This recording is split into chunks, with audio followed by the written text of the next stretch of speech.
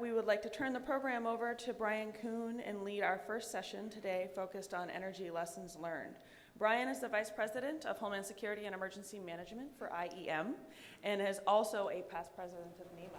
What interests my governor fascinates me. So today's topic is one of those topics. All of our governors love power restoration. They pay attention to it a lot. My governor used to say power outages are like potato salad. They don't get better with time. And so we're going to spend some time this morning talking about power restoration, the future of it, the challenges, where it's going to go, what we can do in this room to help improve that situation. I think all of us have a personal story with it. For me, it was Hurricane Irma. As it made its way up the state, we had 7 million Floridians go without power at some point during that storm. But everybody in the state was back online within 7 days. That same month in Puerto Rico, after Hurricane Maria, 3 million Puerto Rican citizens lost power and didn't come back online fully for an entire year. So two locations, not too far apart from each other, same basic kind of storm, two completely different outcomes. And so it illustrates the fact that we still have a long way to go in this field, and as the country continues to grow, as our energy demands increase, we're going to have more and more challenges with that. So we've got a great group of panelists this morning to talk about that. I'll introduce them all briefly. They'll give us some opening remarks. We'll chat for a while, and then the last 10 minutes or so, we'll open it up for questions from everybody. So starting to my left is Kate Marks, the Deputy Assistant Secretary for CESER from the U.S. Department of Energy. Next to Kate, Mark Ghilarducci, the Director of the California Governor's Office of Emergency Services. Martha Duggan, Senior Director, Regulatory Affairs, National Rural Electric Cooperative Association. And at the end is Dr. Mark Jacobson, Professor of Civil and Environmental Engineering, Director of Atmospheric and Energy Program at Stanford University. So, panelists, welcome. Great to see you all. Thanks for being with us today. We'll start with you, Kate, if you want to give us some opening remarks, and then we'll work our way down, and then we'll get the conversation going. So, Kate, take it away. Great, thank you. Can you all hear me okay now? All right, it sounds like it. All right, well, thank you, Bryan, so much for that opening. And just so you all are aware, my background is primarily in working with states. So I was previously with the National Association of State Energy Officials and the National Conference of State Legislatures before joining the Department of Energy with the aim of bringing all of the great things that you are doing at the state level into the federal policy that we have under development at the department. I've since moved to the CESER office, and our role in CESER is really looking at how we can improve national critical infrastructure protection in the energy sector. We serve as the Sector Risk Management Agency under the National Infrastructure Plan, as well as under the National Response Framework, the Emergency Support Function 12 responders. I know you all at the state level have energy responders with the same title there. We like to say at DOE that energy is uniquely critical, and that's really because we know that all other critical infrastructure sectors rely on us for power and for fuel. And so, with that, we take our role very seriously. We spend quite a bit of time identifying risks to the sector, trying to mitigate those risks in line with our industry partners as well as with you all at the state level.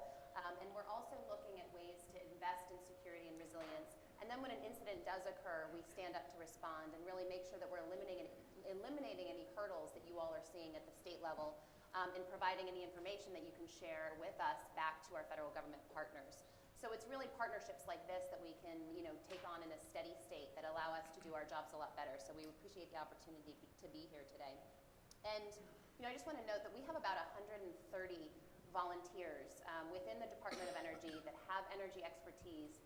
And when we do stand up during an incident, we are putting those volunteers out in your state emergency operations centers. They're at the FEMA, regional centers, as well as our national FEMA center.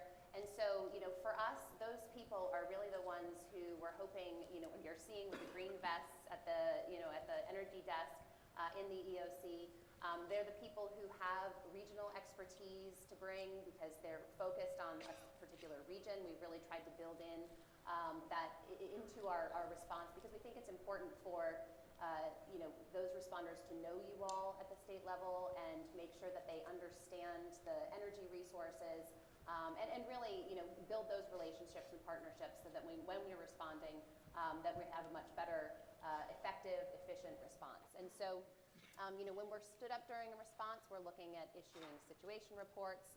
We are looking at ways to bring government and industry together through unity of effort and unity of message, and I can go into this a little bit further during the Q&A.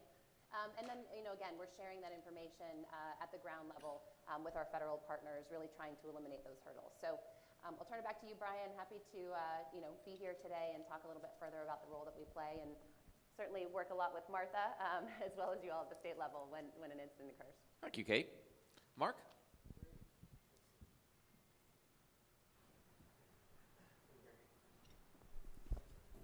Can you hear me now? Okay. Well, good morning. Thanks for having me up today. California is interesting with regards to our energy sectors. It's really a diversified system. We have three large independent, they're the IOUs, sorry, individually owned, operated, and regulated systems in the state. And that represents about 98% of all of the population. So California is a large state, roughly 40 million folks, and the needs to be able to keep the power on to that many people at all times is critical. Historically, our challenges were based around risk of earthquake in California. And we did a lot of planning with the individually owned systems, independently owned operating systems, to be able to plan for how they would restore power after an earthquake. That was our biggest challenge. And we had earthquakes in the past where we would have days without power. But because of the fact that most of the grid is regionalized, we had the ability to sort of segment off the impact of power impacts and be able to get power restored. Where things started to change, really, and it was with the climate-driven wildfires that we've been seeing in the West. These fires have been relentless. They've been getting worse each consecutive year. And as the fires spread, we were seeing two things was happening. One is that the climate events, the extreme low humidity, drought conditions that the West was facing, and the winds that were created as the high and low pressure systems set up over the state of California, the winds would be significant. We were starting to see 80, 90 mile an hour wind events that were sustained. And as those sort of evolved, the impact on the power grid was significant. We started losing the wires, transmission, distribution lines, and that would ignite fires. And so those fires then, once they were ignited with the significant wind behind it, we were seeing catastrophic impacts, much like we saw in 2018 in the Camp Fire, where we lost 18,000 structures. We had about 89 fatalities, all within a matter of a few hours. So we knew we needed to do something differently. So we engaged very significantly with the investor-owned utilities in a consortium. My office, the independent system operator, which is an entity that balances off power and make sure that when we buy power and we distribute power, it's done equally. Of course, the Public Utilities Commission, the California Energy Commission, our emergency managers at the county and state level, our federal partners, and the California Utilities Emergency Association, which really represented the critical infrastructure sectors, bringing them all around the table, working with some regulatory actions to do something that was extremely counterintuitive to everything that we have been working on, and that was to keep the power on at all costs. And in this case, we working with the utilities to turn the power off as a preventive measure to being able to stop the potential for wildfire. And so we implemented something called the Public Safety Power Shutoff System. It's a PSPS, where based upon fire weather conditions and predictive analysis, the potential set of criteria that we were going to have such significant events, much like we had a Camp Fire, that the utilities, working with the state, would identify the areas that were going to be of highest risk, and they would literally go in and shut the power down in those areas, those communities. That did not come without a series of cascading impacts, much like you would think you would have under any type of circumstance where you turn the power off. These were circumstances where we would have, impacts to hospitals and 911 centers and people with access and functional needs and businesses.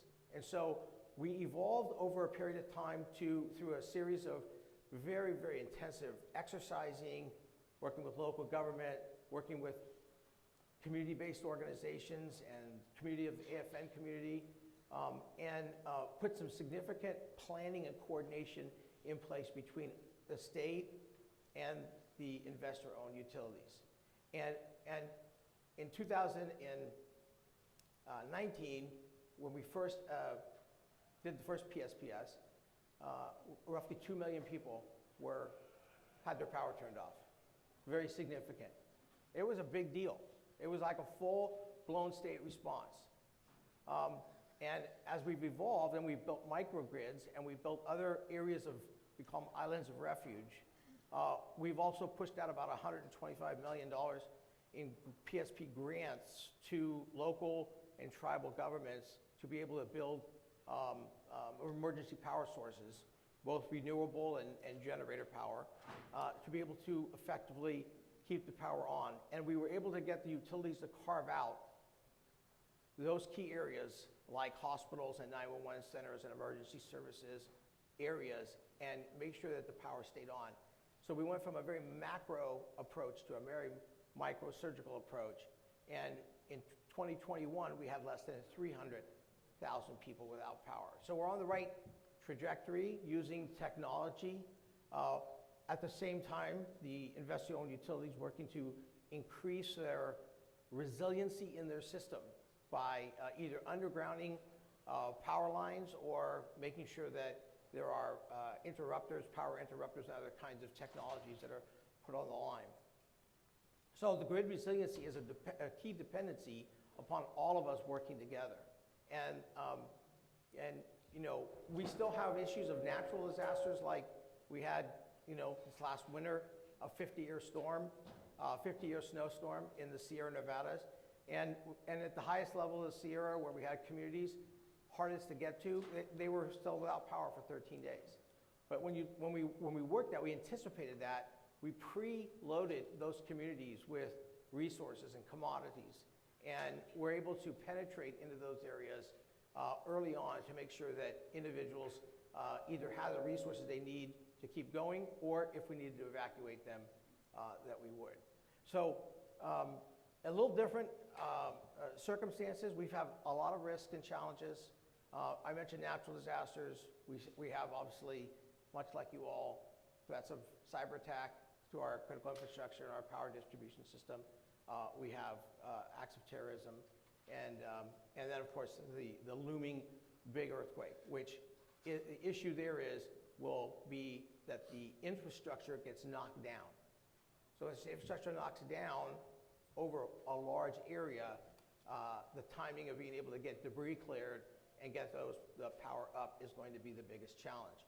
And so that collaboration is ongoing. That planning is ongoing. We have IOU, investor-owned utility representatives, embedded in our State Operations Center. We have the CUEA, the California Utility Emergency Association, embedded. They're there 24/7, and they're working with us on all of these items every day to be able to effectively do planning. So I'll stop there and happy to answer questions down the road. Thanks, Mark. Martha? Thanks very much. Good morning, everyone. Lovely to be here this morning, and I really appreciate Irma and Bryan inviting me to be on this panel. Trina and her team always do a great job, and it's great to see everyone in person once again. So thanks for having me. So the National Rural Electric Cooperative Association is the trade association for the 900 or so small, member-owned, not-for-profit electric utilities serving in 48 states and serving in some of the most difficult to reach areas of the United States and serving some of the most economically challenged areas of the United States. So we have some unique challenges when it comes to disaster response that I wanted to talk about a little bit this morning. When I first started talking with Bryan about the panel, we had sort of brainstormed that it would be interesting to talk about the southeastern part of the United States, since that is a place that exercises its disaster response muscle frequently. And specifically, we wanted to hear from Louisiana, which has several electric cooperatives that have been very much impacted by storms in the last couple of years. So we had hoped to have one of our Louisiana members here to talk about lessons learned from those storms, but unfortunately that couldn't happen. So I'm the poor substitute, but wanted to talk about a few of the lessons learned and processes that we've looked at as we've experienced these storms year after year after year. So I think the first thing I want to start out with is expressing appreciation on behalf of the Louisiana members, in fact all of the members, for the relationship that the Louisiana folks have with GOSEP. It is a strong relationship. It is a constant relationship. It's a great example of how working together we can get the lights on faster, more safely, and more efficiently. And then also the other piece of the relationship is with Kate's organization, the CESER office within DOE, who's really provided us with tremendous help, both technical assistance as well as situational awareness, and help with some of the issues that I want to talk about that we faced as we responded to some of the hurricanes. One of the trends that we're seeing more and more is the working together with the telecommunications industry. It's a little bit of a chicken and egg situation. The telecoms folks need to have the power back on. We need to have the comms capability to do our disaster response, to figure out which lines are down, where we need to work first. And so we've been working a lot with the telecom companies to try and figure out ways to work more closely together, particularly during blue sky periods. It's a little discouraging to get a call the night before landfall from a telecom provider asking me for a point of contact at one of the Louisiana co-ops. We really need to do better at that, and we're working on that. The other issue where I think we can work together is the housing issue. Obviously, post-disaster, post-natural disaster, everyone needs housing. Evacuees, responders of all types. One of the situations we ran into in Louisiana was we had linemen from 6 different states come to Louisiana to get the lights back on. And they initially had hotel reservations. When they went to extend those reservations, when it became clear the extent of the damage and the need for them to stay, they were told by the hotel, no, you can't keep those rooms. And as you all know, in situations like that, rumors start to fly. And there was a rumor that the hotel rooms were now being reserved for evacuees. And there was another rumor that said, no, the rooms were going to oil rig workers. Regardless, we were able to work with Kate's office and again with GOSEP to run the rumors to the ground and to scramble to provide alternative housing. We learned an important lesson there, and hopefully those kinds of issues won't happen in the future. We also, it's important to note that one of the solutions that was offered was that they could find hotel rooms for our line crews 80 miles away from where the work was being conducted. And while that may work for certain kinds of services that are needed during response, it's really impossible for folks that are working in tough conditions, 16 hours a day, to then drive 80 miles to get a good night's sleep. So housing is something I think we can work on and come up with more solutions to that. The other positive lesson learned was on the technical assistance side. One of our cooperatives in southwestern Louisiana was completely wiped out. Not 1 meter was spinning. And the work to bring the power back there is ongoing today. There are temporary fixes so that people have power, but there needs to be a lot of permanent work done. And one of the decisions that was made in the interest of resilience was to underground facilities under the Intercoastal Waterway. Huge project, never been done before. And again, thanks to Kate's office, we were able to tap into a lot of technical assistance to make sure that that work got done, is getting done, it's still underway, and that there won't be future damage in the face of continuing and more intense natural disasters in that area.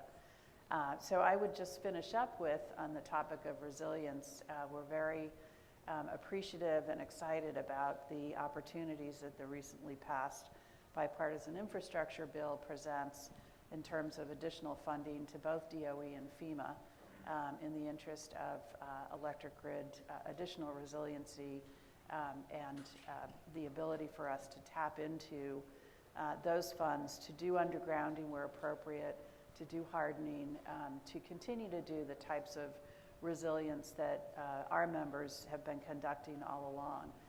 Because of the nature of our members, I would contrast the electric cooperatives with the large investor-owned utilities who have very dense service territories. They typically have 14 to 15 people per mile of distribution line.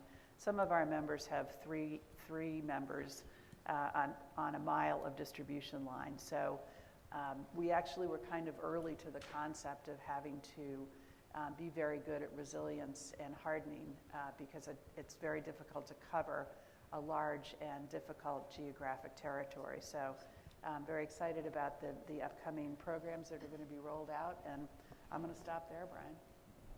Thank you, Marka. And Dr. Jacobson, last, but thank you for joining us today. Very excited to hear from you. If you would introduce yourself and tell us a little bit about what you're bringing to the table on this. Yeah, sure. I'm Mark Jacobson. I'm at Stanford University, and I study air pollution and climate and large-scale clean renewable energy solutions to these problems. And I develop energy plans for states and countries and cities and towns and even businesses and individual homes to transition entirely to clean renewable energy. And the reasons I look at these problems is, well, worldwide, 7 million people die from air pollution each year. In the U.S., it's about 78 to 80,000 per year. Global warming is a growing problem that's causing lots of damage worldwide already. And energy security is the third reason I look at these problems and try to solve them. There are at least 4 major types of energy security problems associated with the current energy infrastructure. These include the limited supply of fossil fuels and uranium. At some point they will run out, and that will result in economic, social, and political instability if we don't have an alternative because of the lower supply, higher costs, and that will cause a lot of instability problems.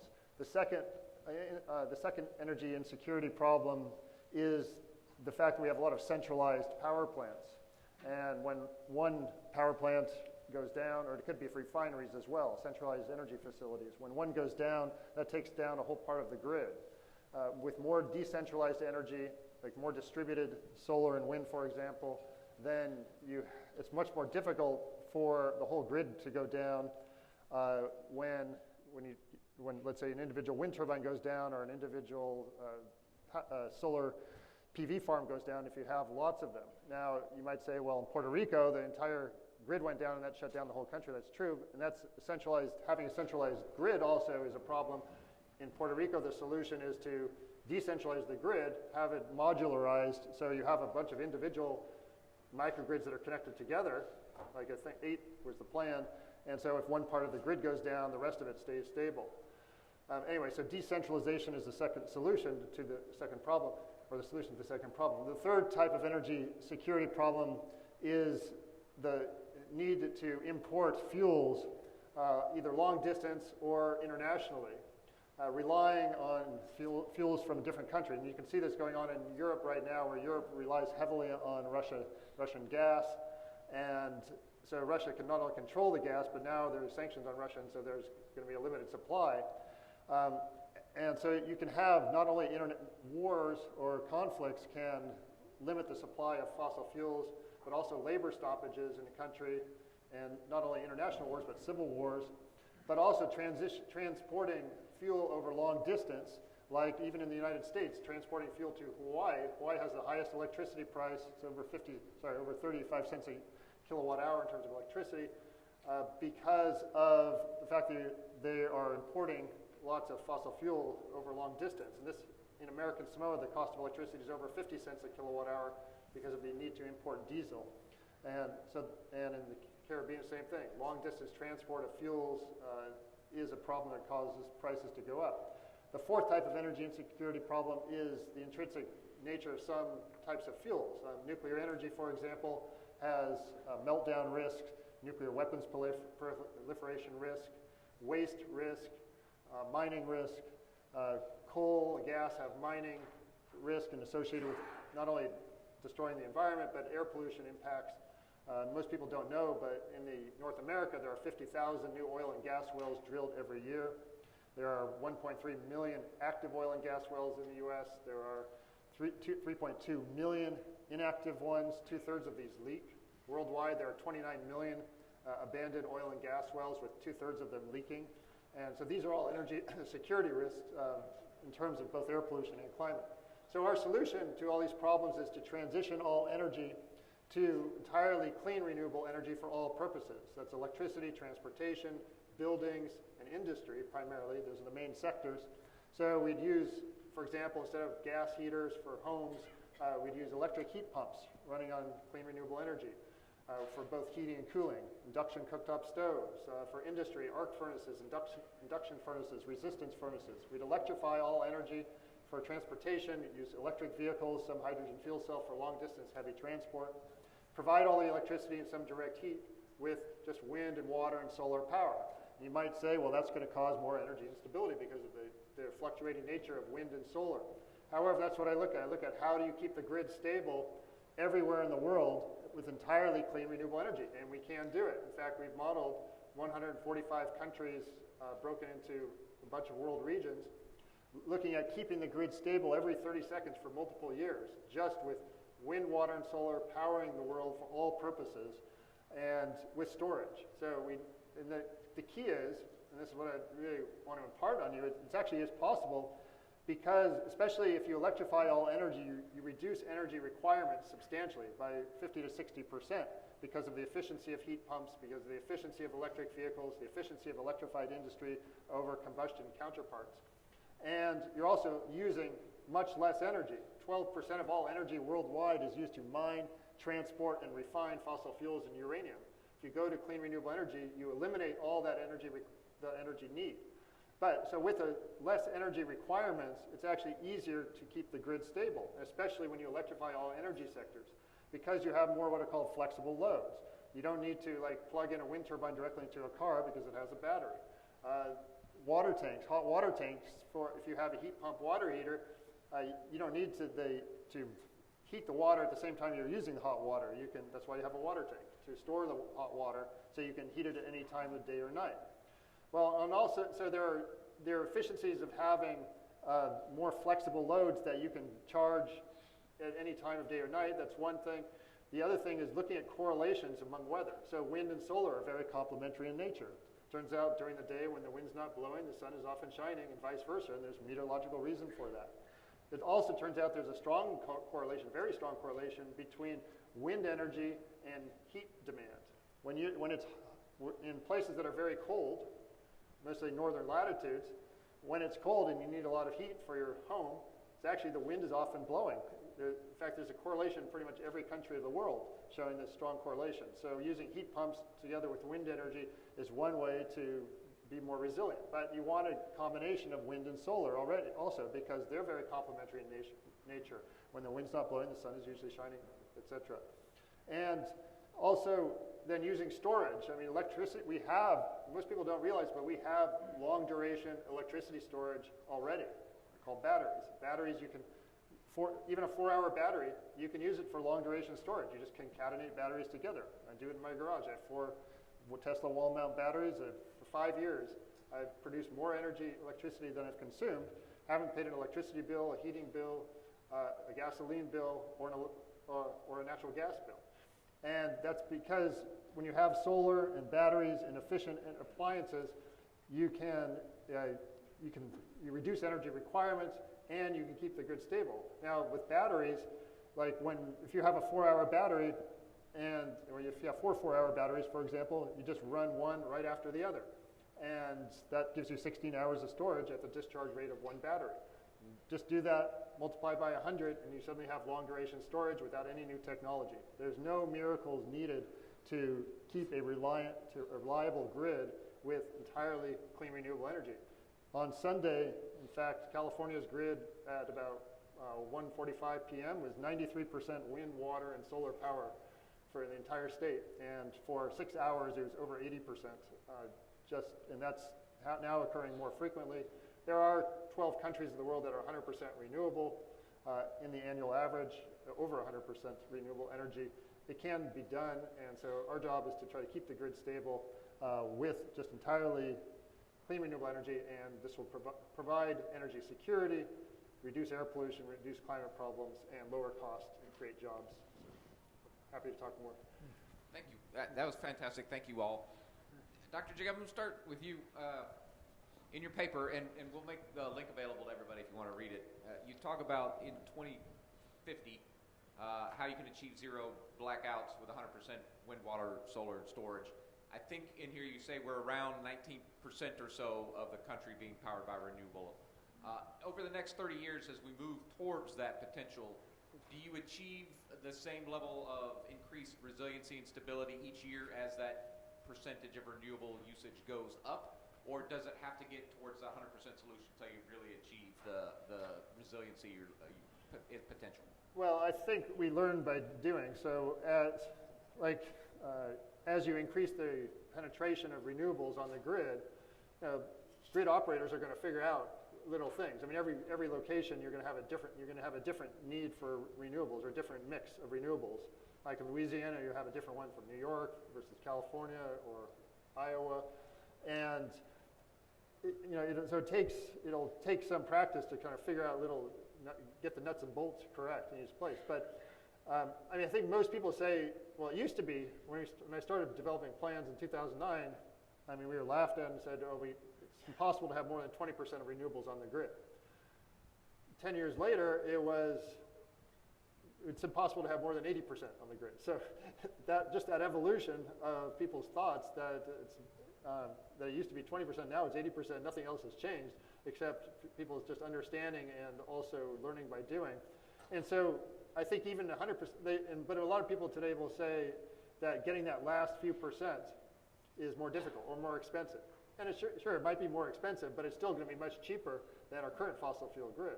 I mean, when we transition to clean renewable energy for everything, I mean, because your energy requirements go down close to 60%, even if the cost per unit energy were the same, that's still 60% less annual cost that people are paying out of their wallet.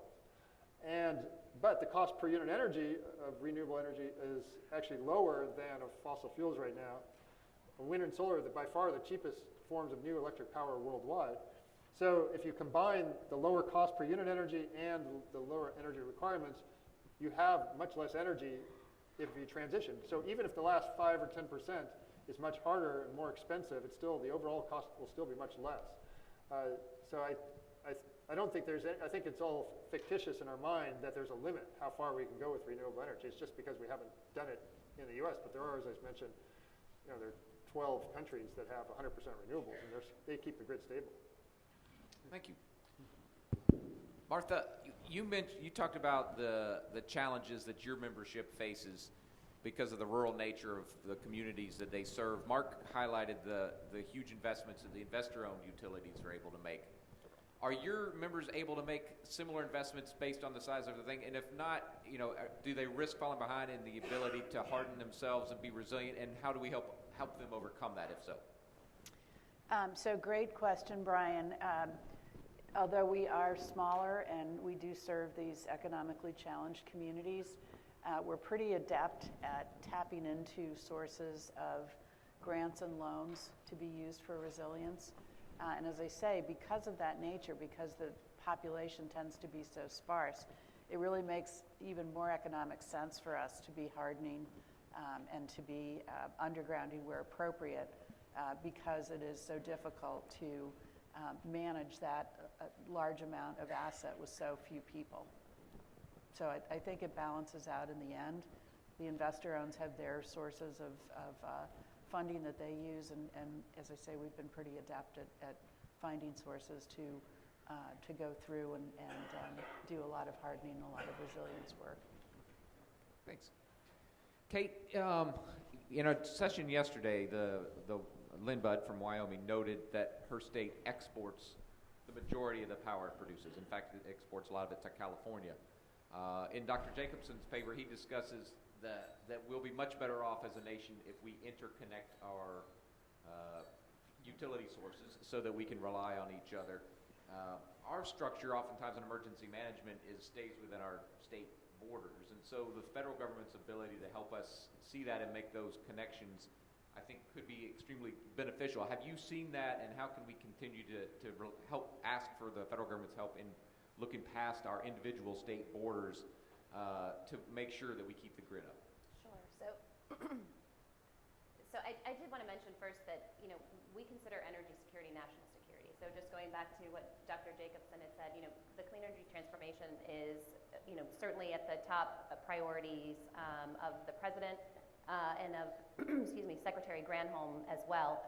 And with the Infrastructure Investment and Jobs Act, we actually got about $62 billion that will be delivered, to the state and local levels, to smaller rural electric utilities, municipal utilities, in order to build grid resilience. So there's all sorts of opportunities right now that are going to come out of that Infrastructure and Jobs Act that we'll be working towards over the next 5 years. So in terms of the response and how we work with the states, we're working through NEMA. We're working with the state energy officials, Governors Association, the National Conference of State Legislatures, and the National Association of Rural Electric Cooperatives. And our purpose there is really to provide resources that can be used to prepare for and hopefully maybe mitigate and avoid impacts that we may see from energy disruptions. But of course, when an energy disruption does occur, we do bring the states together on regular calls with the federal government. We'll talk to impacted states. We'll talk to states in the region, because obviously energy is very closely connected. And while you may be dealing just with your incident in your state, you are going to have impacts, whether it's outside of your state, from your resources, or kind of vice versa. So we do bring the states together and talk quite a bit about, what those impacts may be. And then we try to help bring in the resources that might be needed, assuming the states need them. But similar to the way that you all, work together with the EMAC concept, the utilities are also working together through a mutual aid compact. So they're actually moving resources as needed across, regions, assuming that there's a need to bring power back on. And so, really thinking about more of a regional approach is the only way to do it, because there are so many interconnected, and geographically dispersed resources. Thank you. Mark, you've got, in addition to wildfires and earthquakes, you also need to prepare for potential cyber attacks on your grid. Can you highlight some of what California does in working with your utilities to prepare for that potential attack? Sure. So we actually have a very robust engagement with both the investor-owned utilities and our municipal utility providers and all the various organizations that I'd mentioned earlier. 2013, we recognized the potential for the amplification of the cyber threat to our critical infrastructure, and early on we partnered with the investor-owned utilities to start to really build the dialogue at first on where is the gaps, what capabilities do they have in place, what does it look like, and then start to develop that bond of trust so that we can share intelligence and information between organizations. It was challenging at first because the utilities were much more close hold to the rest, and they didn't want to necessarily talk about gaps or seams within their capability. But over time, we have sort of broken down that barrier, and as I said earlier, now have this embedded partnership that exists at the state.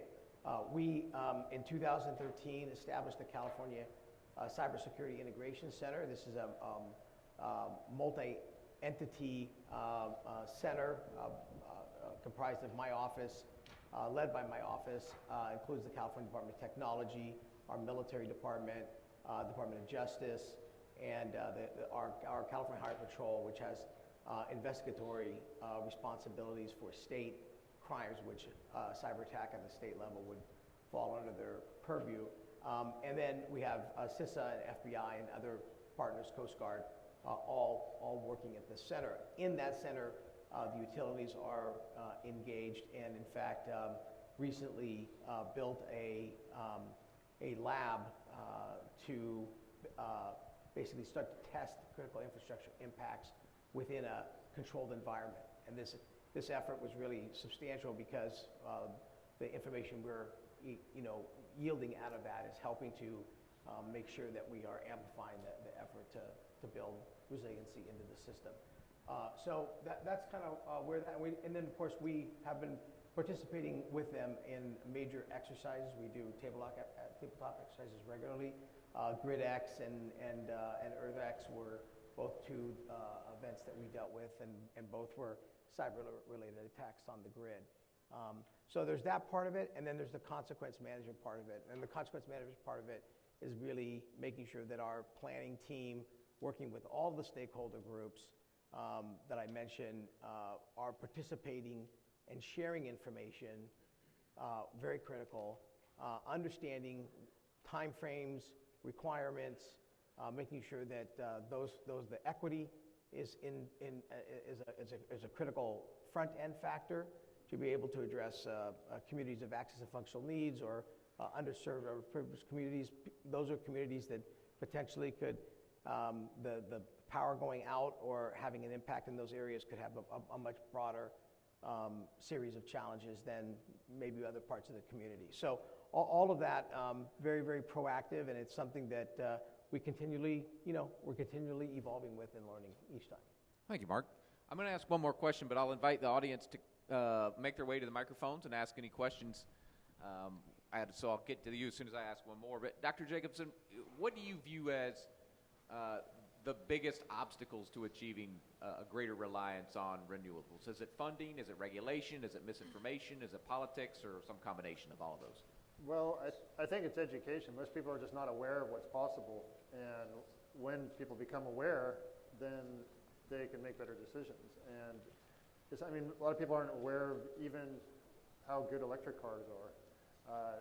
And you have to experience it sometimes firsthand to actually realize this is just much better.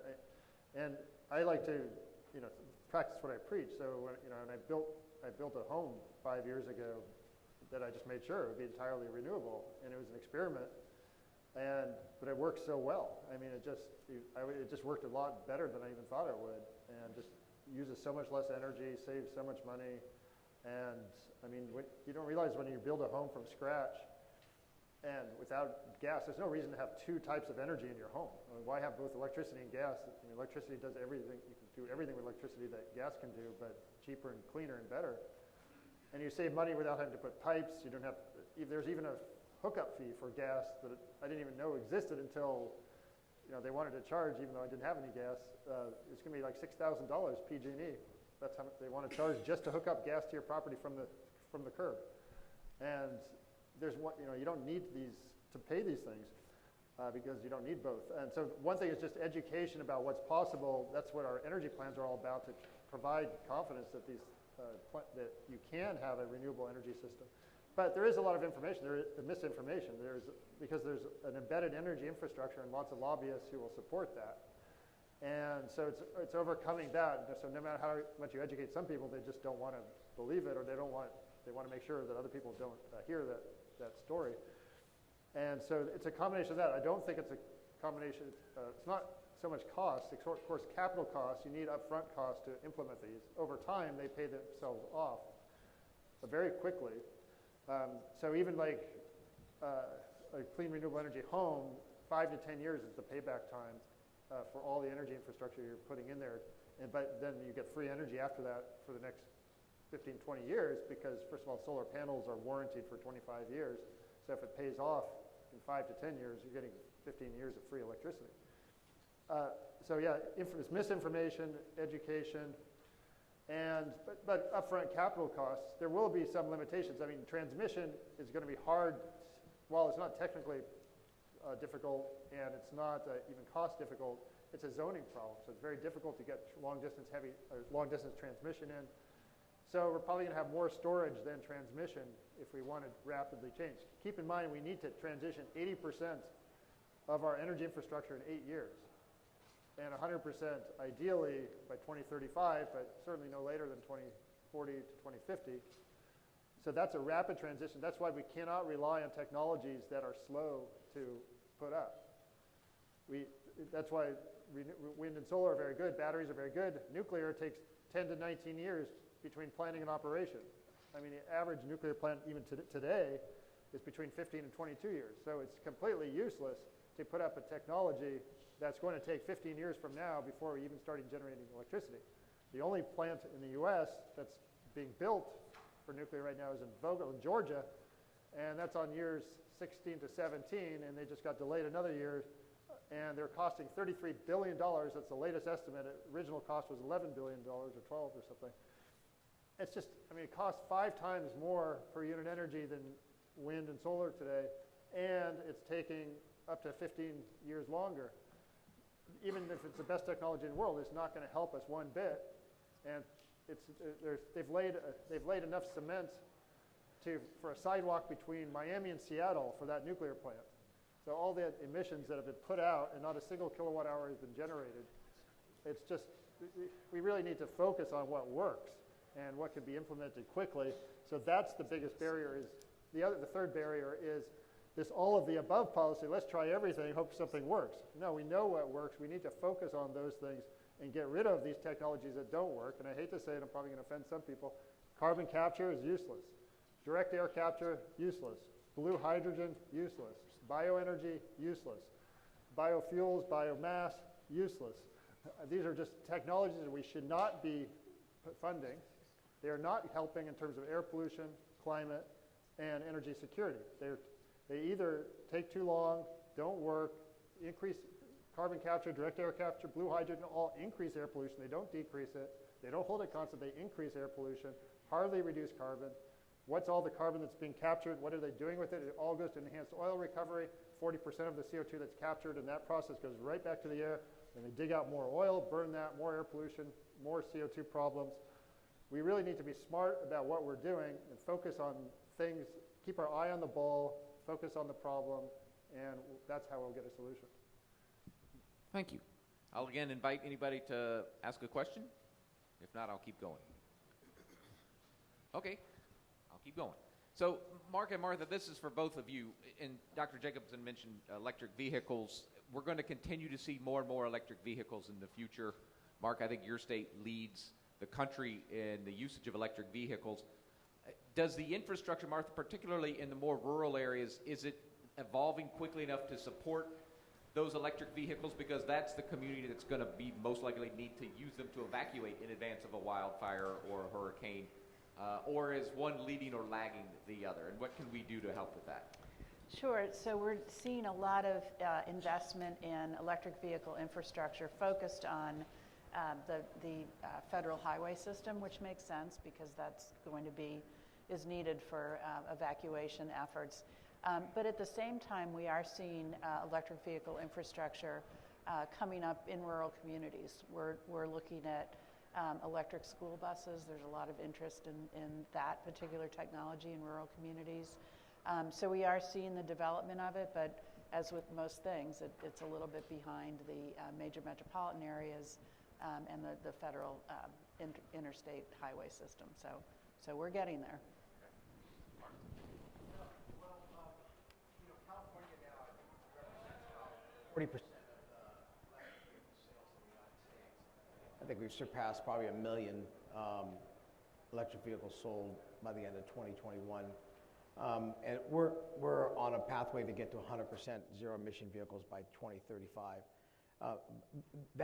We can't have those goals without working closely with, like the Teslas of the world to help build critical infrastructure to support these. And so we've really pushed hard and are along major highway systems in California, for example, Interstate 5, which runs up through the entire state.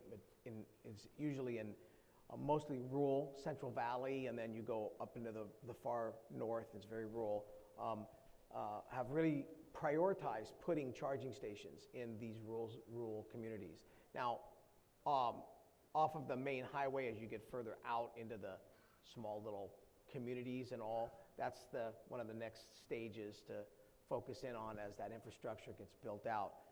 But those people who have electric vehicles in those areas, they do get charging stations, and there's tax advantages and other kinds of incentives to put charging capabilities within their homes and have that ready to go. So between that and having these charging stations along major highway routes, that's kind of where we're at, and they have really expanded extensively. I live in a rural community, and I was just one of the oldest gold mining towns, Placerville.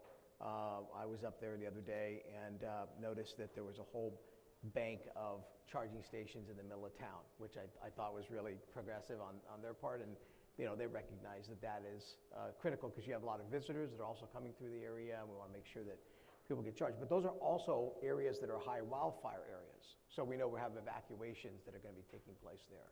And we've not really had, interestingly enough, in the evacuations, had more cars, combustion engine vehicles, run out of gas during evacuations, but have not had problems as much with electric vehicles. Electric vehicles don't, once they stop, they're not using battery power like combustion engines using fuel.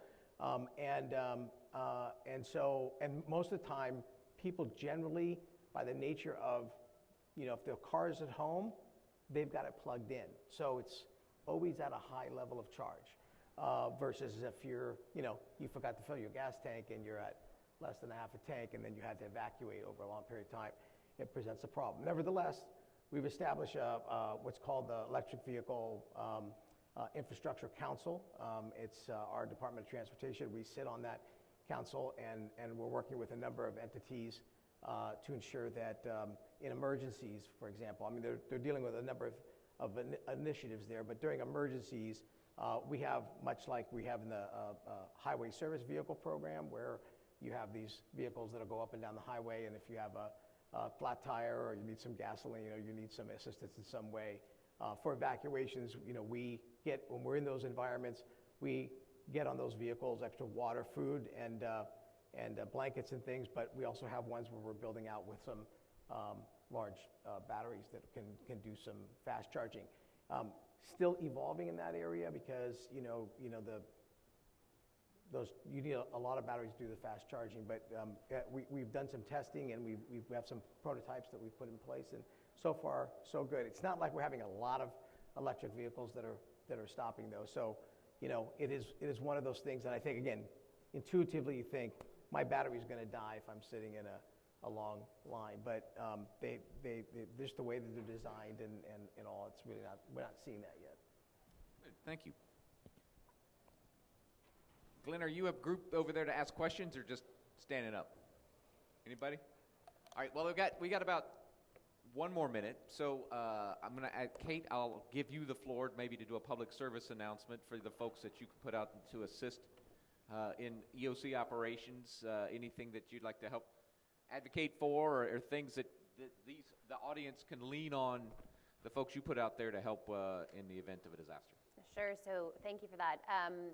I mentioned to those of you who have been in the room that our energy responders will be the ones with the green vests, but we also have a number of other mechanisms set up to engage with the states. And I just want to point out a few resources that we'll be putting out this year with NEMA and with some of the other state organizations.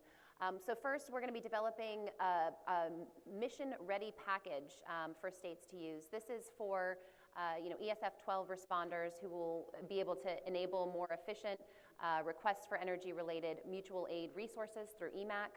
We're also developing operational energy emergency response playbooks that states can customize and use when responding to energy emergencies specifically.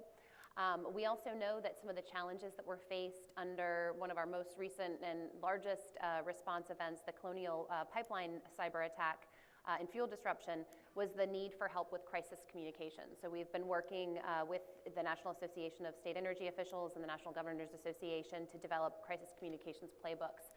But I did want to note, we're spending quite a bit of time on cybersecurity and thinking about some of the response needs there. I think a lot of us, when we talk about cybersecurity, go, well, that's not my problem. Well, I can assure you it's all of our problems. So, we'll be working with you all on how to manage that. And of course, the energy sector is a major target for our cyber adversaries, whether it's nation states or criminal actors. And so quite a bit more work to do there. We're kind of mirroring some of the activities that Mark said at a national level. So, we can certainly come back and talk about that at some point. I think, the other thing I wanted to mention under the Infrastructure Investment and Jobs Act that's happening this year, all of the states, all 56 states and territories, are going to be receiving funding to put towards updating their state energy security plans. So for those of you who have been around for a couple of decades, like me, you'll remember the Recovery Act, and states receive direct funding in order to create state energy security plans. Well, this is an opportunity to update those plans. Under the IIJA, it actually was required that the states update their plans. We're hoping to get the governors involved and really get that buy-in at the top so that we can ensure that these plans are updated. They look at risks across the state. They look at mitigative measures, which can include, some of the things that we've talked about today, like EVs and microgrids. And then they look at the ways that we can respond more effectively and efficiently. So we encourage the state energy offices that are getting those funds to work with you all and the emergency management agencies. So we're really looking to see a collaborative effort across the states, working with all of the energy resource providers like, Martha and the folks she works with, and, Mark and all of the state agencies kind of involved in all of this. And energy touches everybody. So it is a collaborative effort, and we look forward to working with you all on that and really linking you up with that opportunity. So thank you. Thank you, Kate. Dr. Jacobson, Martha, Mark, Kate, thank you very much for your time this morning. I truly appreciate your insights. Everybody, if you would, please join me in thanking our panelists.